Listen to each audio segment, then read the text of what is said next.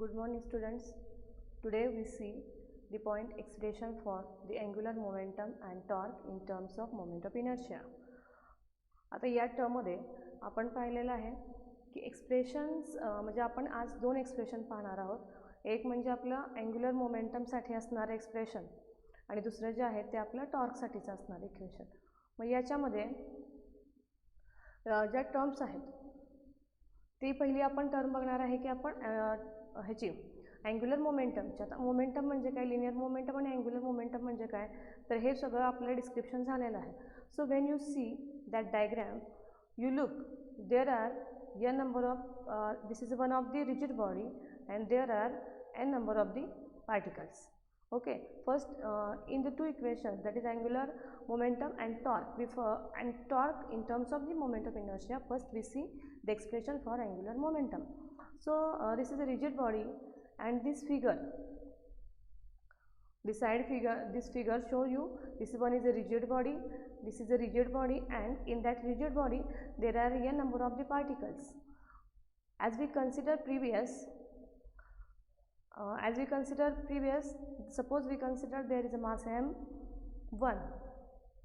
That means if we consider one particle, single particle, we give the distance of that particle from the axis is r1 and the mass of that particle is m1. Similarly for second particle we see here, second particle is m2 and the distance from the center is r2, and for n number of particle here the mass of that particle is mn and the distance of that particle is rn from the axis. Now this omega, you know that this omega is the angular speed of that body. If that object rotates all the particles performs UCM, you know very well what is meaning of the uniform circular motion, and the angle, but here they move with same speed omega, but its linear speed is different because direction is changed each time because it is rotational motion. Then if we consider here or we relate two terms, that means v is the speed, that is linear speed, and omega is the angular speed. Now we know equation for that, v1 is equal to r1 omega and v2 is equal to r2 omega for second particle, and you know there are the n number of particles, therefore for the last or n number particle vn is equal to rn omega. Again here if we consider the direction, then the individual velocities v1, v2 up to vn and are along the tangent of their respective tracks. You know track, that is a track. Then this term we relate with again that the linear momentum. Then here the basic formula for the linear momentum, you know the linear momentum is p is equal to mv, that is p stands for the momentum, m stands for here mass, and v stands for the velocity. Similarly as we relate this v and omega, in above equations, we also relate here p and p with omega terms. That means we replace that v1 r1 omega in place of that v1. Then our new equation is m1 r1 omega, and the direction is along the v1 because the particle is first particle here, therefore speed also here we denote that letter is v1. Then म्हणजे जेव्हा तुम्ही ही step एकदा लक्षात घेता की p1 is equal to m1 v1 आहे, किंवा त्याचा आपण रिप्लेसमेंट जी ही वरच्या टर्मनी केलेली आहे ती आहे काय, नवीन टर्म काय झाली पहा, m1 r1 ओमेगा. मग तुम्हाला हे इथं लक्षात आलं पाहिजे की आपल्याकडे n नंबर ऑफ पार्टिकल्स आहेत. डेरिवेशन फिजिक्समधली अत्यंत सोपी असतात जर तुम्ही त्या स्टेप्स किंवा लॉजिक थोडंसं लावलं तर. जर तुमच्याजवळ जर n नंबर ऑफ पार्टिकल्स असतील, तुम्ही एकासाठी लिनियर मोमेंटम हा काढला असेल, जर तुमच्याकडे n नंबर ऑफ पार्टिकल्स असतील तर साहजिकच ह्या टर्म्स जे सफिक्स खालच्या दिसत आहेत हे तुम्हाला चेंज करावं लागेल, आणि त्यामुळं सगळ्यांचा दस इट्स अँग्युलर मोमेंटम सुद्धा आपल्याला इथं फक्त हा रिप्लेस करतो आहे. ही स्टेप इथं लिहिलेली आहे, इथं एक्स्ट्रा r1 टाकलेला आहे, त्यामुळं ह्या r1चा स्क्वेअर होतो आहे आणि अँग्युलर मोमेंटमचा जो सिम्बॉल आहे तो आहे L1, आणि ती टर्म जी झालेली आहे ती m1 r1 स्क्वेअर ओमेगा झाले, हे एका पार्टिकलचं आहे. असे खूप पार्टिकल्स आहेत आणि या सगळ्यांची आपण बेरीज करणार आहोत. आणि मग आपलं लास्ट इक्वेशन काय असलं पाहिजे हे आधी तुम्हाला इमॅजिन झालं पाहिजे आणि त्याच्यानंतर मग आपण लिहिणार आहोत आणि ते कसं आलं हे बघायचं आहे. म्हणजे हे मगाशी जसं तुम्ही बघितलं एलसाठी काय आलेलं होतं, L1 इज इक्वल टू आपण बघितलेलं होतं तिथं P1 ओमेगा 1 R1 केलेलं होतं आपण आणि R1चा पुन्हा काय झालेला स्क्वेअर झालेला. मग फायनल इक्वेशन हे आपलं हे येणार आहे L is equal to I omega. I म्हणजे काय आहे, मोमेंट ऑफ इनर्शिया आहे, ओमेगा अँग्युलर स्पीड आहे. मग हे इक्वेशन कसं आलेलं आहे, त्या टर्म्स पुढं कशा पद्धतीनं खाली विस्तारित होत गेलेलं आहेत ते आपण पहिल्यांदा इथं पाहूया. मग या ठिकाणी काय होईल आता, similarly for second particle L2 is equal to M2 R2 square omega. For third particle M3 R3 square omega, and for last that is n number of particle n is equal to Ln is equal to n r n square omega. The magnitudes can be algebraic added, कारण हे खूप particles आहेत, आपण साहजिकच काय करणार आहे त्या सगळ्यांची बेरीज करणार आहोत. आणि या सगळ्यांची बेरीज केल्यानंतर पहा तुम्हाला काय दिसतं इथं, तर या टर्म्समध्ये इथं ओमेगा ओमेगा आणि हे ओमेगा तीन वेळेला इथं ओमेगा हे सेम आहे, बाकी सगळ्यांचे सफिक्स इथं चेंज झालेले आहेत. म्हणजे याच्यामध्ये कॉमन टर्म जी आपली आलेली आहे ती आलेली आहे ओमेगा. त्यामुळे आपण इथं we put that omega outside the bracket and remaining terms are inside the bracket. मग आता हे असं केल्यानंतर आपल्याला काय दिसतंय, तर आपण इथं फक्त ह्या खालच्या ब्रॅकेटमध्ये किंवा ह्या येलो कलरमध्ये तुम्हाला इथं दिसतंय L is equal to I omega. ही जी टर्म आलेली आहे या टर्ममध्ये इथं आय ओमेगा आलं आहे, ओमेगा तर वरती तुम्ही पाहताच आहे. मग आय कुठून आलं, तर आपण ही वरची होल टर्म आहे यासाठीच ही एक न्यू टर्म इथं इंट्रोड्यूस केलेली आहे की where I is equal to this bracket terms इथं दिलं आहे पहा. I is equal to M1 R1 square M2 R2 square up to MN RN square. त्यामुळे आपलं हे फायनल इक्वेशन आलेलं आहे. मग सिमिलरली आता हे इक्वेशन एकदा आपण बघितल्यानंतर नेक्स्ट इक्वेशन आपल्याला पाहायचं आहे एक्सप्रेशन फॉर दी टॉर्क. आता टॉर्क ही टर्म तुम्हाला आठवत असेल, it is analogous to the force in linear motions and torque is in angular motions. So when we see the expression for the torque, again we consider here for one diagram. Here gives here alpha, मगाच्या diagram मध्ये omega होता, इथं alpha आहे. That means what? This one is a acceleration. Alpha terms relate to the angular acceleration. And again here you look, there are also n number of particles. Same things आहेत इथं बघा. इथं सुद्धा काय झालेलं आहे, तर आपण एक कन्सिडर रिजिड ऑब्जेक्ट केलेला आहे ऑफ एनी शेप. या ठिकाणी आपण मासेस कन्सिडर करतो ॲज सेम, म्हणजे मगाच्यासारखं सेम आहे, त्यामुळे जास्त डिस्क्रिप्शन करत नाही आहे इथं मी. हे डिस्टन्स हे मास सगळ्या टर्म्स सेम आहेत, फक्त इथं काय झालं आहे तर हे इथं आपण फोर्स लावलेला आहे आणि हा फोर्स अँग्युलर मोशनमधला आहे. त्यामुळे साहजिकच तुम्ही व्यवस्थित पहा, M1च्या इथं जो फोर्स लागला आहे डायरेक्शन फक्त ऑब्झर्व करा. या डायरेक्शन काय झालेले आहेत, प्रत्येकाच्या अशा वेगवेगळ्या झालेल्या आहेत, कारण इथं ईच अँड एव्हरी टर्मला इथं velocity linear velocity त्याची बदलणार आहे. As the object rotates, all these particles perform circular motion with the same angular acceleration but with different linear acceleration. He term महत्त्वाची आहे पहा, कारण या ठिकाणी ती बॉडी एकच आहे, मोशन एकत्रच आपण सगळ्या पार्टिकल्सला देतोय, पण जरी इथं अँग्युलर ॲक्सलरेशन सेम असेल हे तरीसुद्धा इथं काय होणार आहे आपल्या, तर डिफरंट ॲक्सलरेशन लिनियर ॲक्सलरेशन हे डिफरंट असेल, कारण डायरेक्शन या ठिकाणी चेंज होते. देअरफॉर हिअर आपल्याला फॉर्म्युला माहिती येतो ॲक्सलरेशनचा, A1 is equal to R1 alpha is, and again for second particle A2 is equal to R2 alpha, and for last particle A1 is AN is equal to RN alpha. मग आता हे सगळं आपण जेव्हा देतोय त्यावेळेला मास ॲक्सलरेशन फोर्स या तिघांचं correlation असणारा फॉर्म्युला आपल्या सगळ्यांना माहिती आहे, F is equal to MA. Now इथं फक्त काय करायचं आहे, तर आपल्याला एका पार्टिकलचा आपण विचार करतोय, त्यामुळं आपल्याला काय करायला लागेल, तर पहिल्या पार्टिकलला आपण नंबर 1 देणार आहोत, दुसऱ्याला 2 देणार आहे, असं करत करत आपण n नंबरपर्यंत पार्टिकल्सला नंबरिंग करतोय.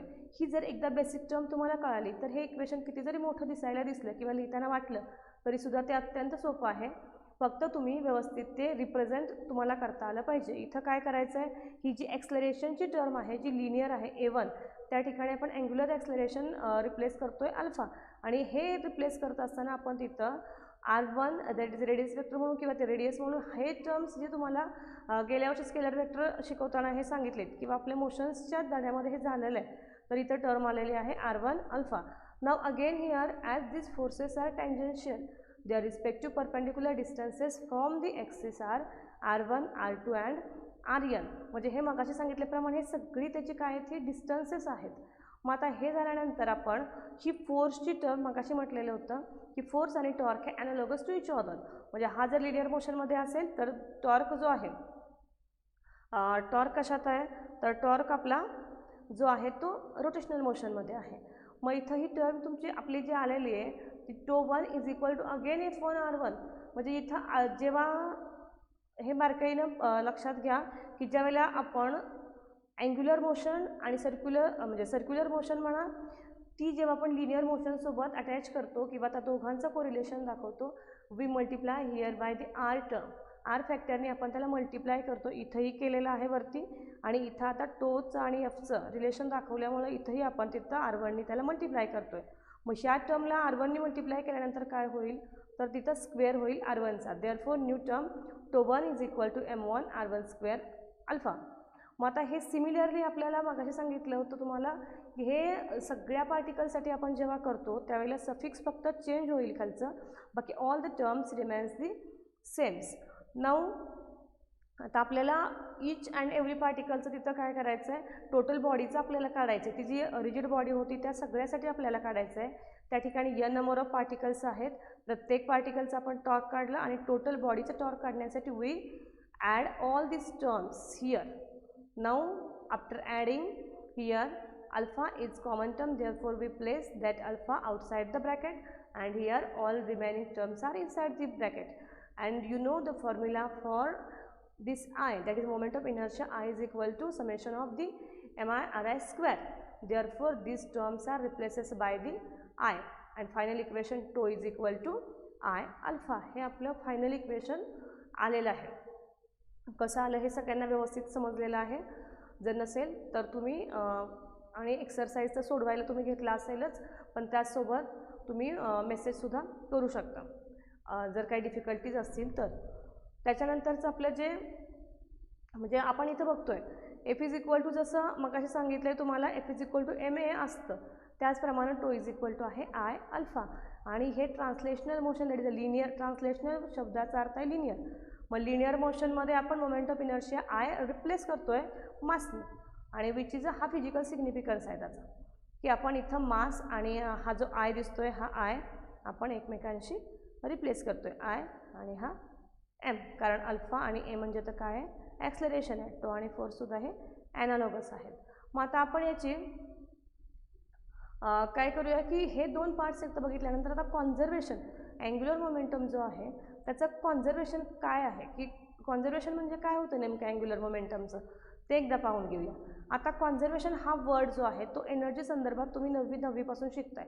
What is meaning of the conservation? When I ask you what is meaning of conservation for the energy or state energy conservation theorem, you can easily give the statement for that theorem, which cannot be created, cannot be destroyed, it can be only converted from one form to other form. म्हणजे जी गोष्ट conserve आपण कशाला म्हणतो, तर जी गोष्ट आपण तयारही करू शकत नाही आणि त्याला नष्टही करू शकत नाही, फक्त काय होतं त्या ठिकाणी इट विल बी ट्रान्सफॉर्म, म्हणजे तिथं फक्त ट्रान्सफॉर्मेशन होत असतं, दोन टर्म्सचं तिथं ट्रान्सफॉर्मेशन होत असतं.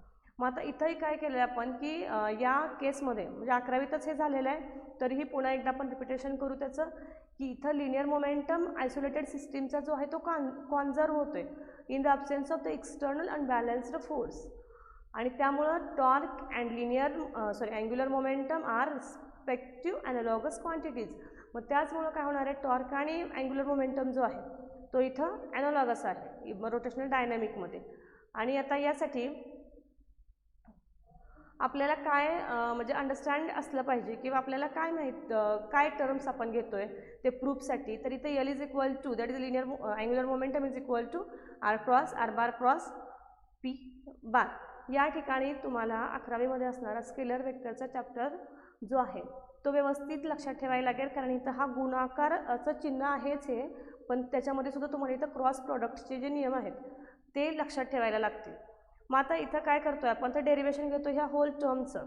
Therefore here DL divided by DT is equal to DDL R bar cross P bar. मग इथं जेव्हा गुणाकार आपण घेतो, म्हणजे गुणाकार कुठल्याही दोन पदांचा असतो आणि त्याचं डेरिवेशन घेतो, त्यावेळेला काय होतं, तर पहिलं पद आपण काय करतो तसंच ठेवतो कॉन्स्टंट, दुसऱ्याचं डेरिव्हेटिव्ह घेतो आणि त्याच्यामध्ये बेरीज करून पुन्हा रिव्हर्स करतो. म्हणजे त्यावेळेला दुसरं जे आहे ते कॉन्स्टंट ठेवतो आणि पहिल्याचं डेरिवेशन घेतो. मग त्या पद्धतीनेच इथं ह्या टर्म वरच्या जेव्हा खाली येतील तेव्हा काय होणार आहे, DP bar R bar cross DP bars divided by DT plus DR bar divided by DT cross P bar. ह्या टर्म्सचं जेव्हा तुम्ही डेरिवेशनचा विचार करताय त्यावेळेला DP डिवायडेड बाय DTसाठी म्हणजे momentum divided by time is equal to force आणि R divided by T that is distance divided by time is equal to nothing but the velocity. ह्या टर्म्स आपण जेव्हा नवीन त्यावरच्या इक्वेशनला इथं पुट करू त्यावेळेला काय आली आपली term, R bar cross F बार, म्हणजे इथं आपण ह्याच्या जागी F लिहिलं प्लस यम कुठून आलं आहे, तर हे पी कॉन्स्टंट आहे, P that is MV. Therefore MV here आणि ह्या टर्मसाठीचं काय आहे, तर V आहे जे इथं आलेलं आहे. 9 आता इथं बघा V क्रॉस V, मग क्रॉस प्रॉडक्ट सेम टर्म्स आलं त्यामुळे काय आली आपली टर्म इथं 0 आली आणि त्याच्यामुळं फक्त DL divided by DT is equal to R bar cross F bar ही टर्म आलेली आहे. But R bar cross F bar is moment of force और टॉर्क टो. Therefore we replace this DL divided by DT is the sign tau. Therefore tau is equal to DL divided by DT. Thus if this tau is equal to 0, DL divided by DT is equal to 0 or L is equal to constant. Hence angular momentum L is conserved in the absence of external unbalanced force. हे आपण इथं या ठिकाणी prove करतो. That one is your final equation. म्हणजे या प्रकारे हे जर व्यवस्थित सोडवलं तर हे अत्यंत कसं आहे, सोपं आहे. मग आता म्हणजे प्रिन्सिपल आपण काय सांगू, this is the principle of conservation of the angular momentum analogous to the conservation of the linear momentum. आणि त्याची जे महत्त्वाचे आहेत ते आहेत त्याचे ॲप्लिकेशन्स किंवा आपण त्याचे एक्झाम्पल्स म्हणूया. ते एक्झाम्पल्स काय आहेत, ballet dancers, acrobats in circus, sports like ice skating.